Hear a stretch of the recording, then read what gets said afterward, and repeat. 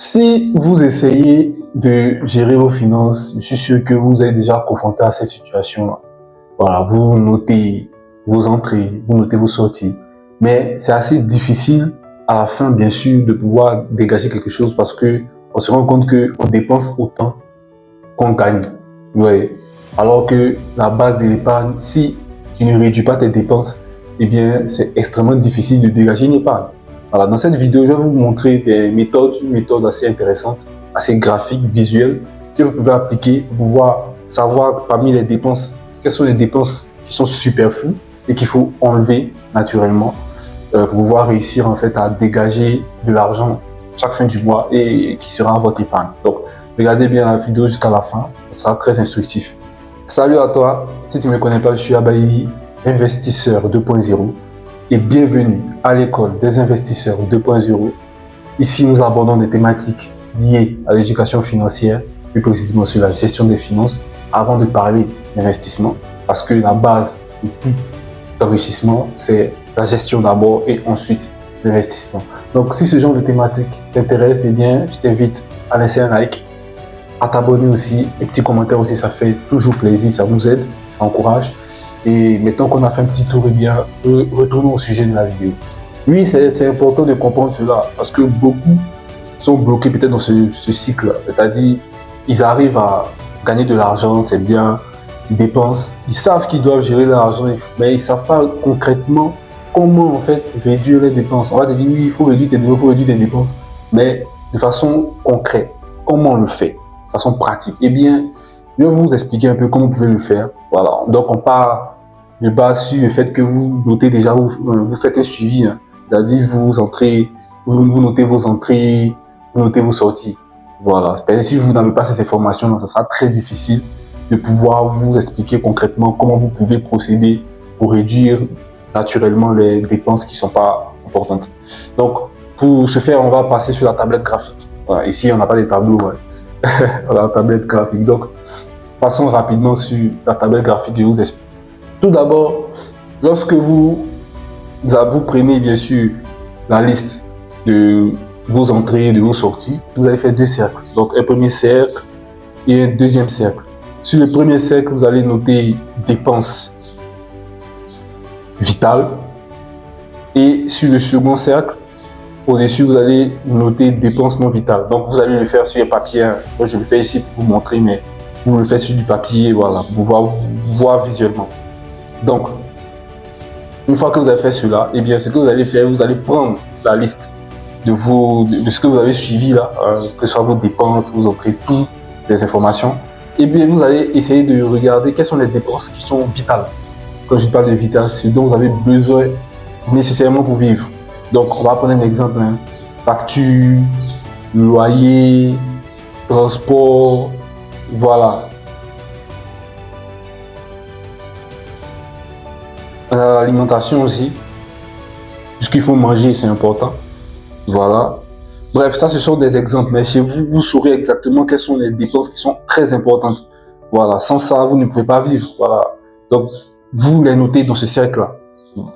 Ensuite, vous passez maintenant sur le deuxième cercle et le reste des dépenses que vous allez voir là, on va dire que ce sont les dépenses qui ne sont pas vraiment vitales. Donc, vous pouvez vous passer de ces dépenses-là. Voilà. Donc, c'est important de faire cet exercice-là. Donc, vous allez noter, on va prendre aussi un exemple, hein, voilà, parce que chacun a sa façon de noter, c'est pas la même chose.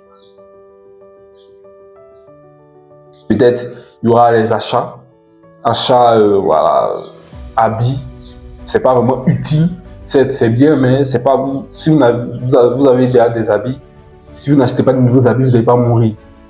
Voilà. Donc, on peut aussi mettre l'argent de PAYA. PAYA, c'est les sorties, soirées, les dépenses. Il y a la bière aussi, les dépôts petites. Voilà, tous ces petits trucs-là, ce sont des dépenses dont vous pouvez vous passer. Voilà, si vous ne faites pas cela, vous n'allez pas mourir demain. Voilà, donc une fois que vous avez identifié ces dépenses, ces deux groupes de dépenses-là, eh bien, maintenant, on va passer à une étape qui est assez importante. Voilà, une fois que vous avez fini de faire cela, donc vous le faites en fonction de vos informations, hein. Voilà. Donc l'objectif maintenant, une fois que vous avez fait cela, vous voyez déjà exactement quelles sont les dépenses qui ne sont pas vraiment vitales. Donc c'est sur ces dépenses-là que vous allez devoir réduire progressivement. Parce que tout supprimer d'un coup, ce sera très difficile. Donc, vous allez devoir les réduire progressivement. Maintenant, une fois que vous avez fait ces deux cercles-là, voici encore un exercice qui est très important. Vous allez faire le total des dépenses non et des dépenses vitales.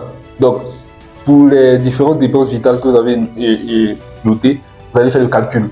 Voilà, vous allez voir combien ça vous a coûté globalement, voilà, peut-être sur le mois, mais sur en tout cas la période dans laquelle vous avez noté. Et pareil, vous allez faire aussi la même chose pour le total des dépenses non vitales. Vous allez faire le total aussi, combien ça vous a coûté. Vous faites les calculs.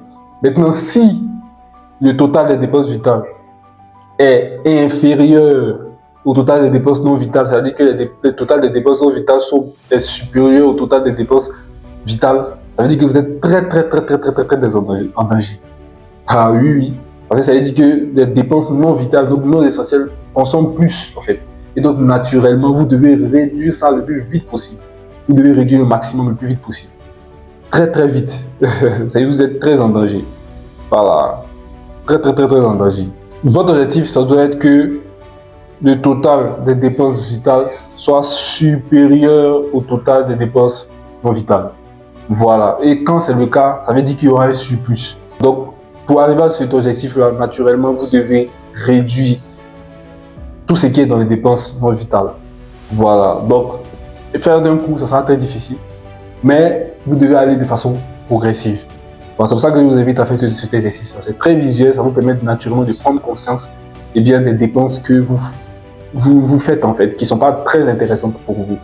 Voilà. Maintenant, bien sûr, on part de la base, sur la base que vous notez. Si vous ne notez pas déjà, ça veut dire que là même vous êtes encore en plus grand danger. Et donc, votre priorité d'abord, c'est de suivre vos finances, vos entrées, vos sorties, au moins sur 1 mois, voire 2 mois, avant de faire cet exercice. Mais si par contre, vous avez déjà des informations, et que vous avez quand même du mal à garder un peu d'argent et tout, eh bien, faites cet exercice-là et je vous assure que vous verrez un résultat.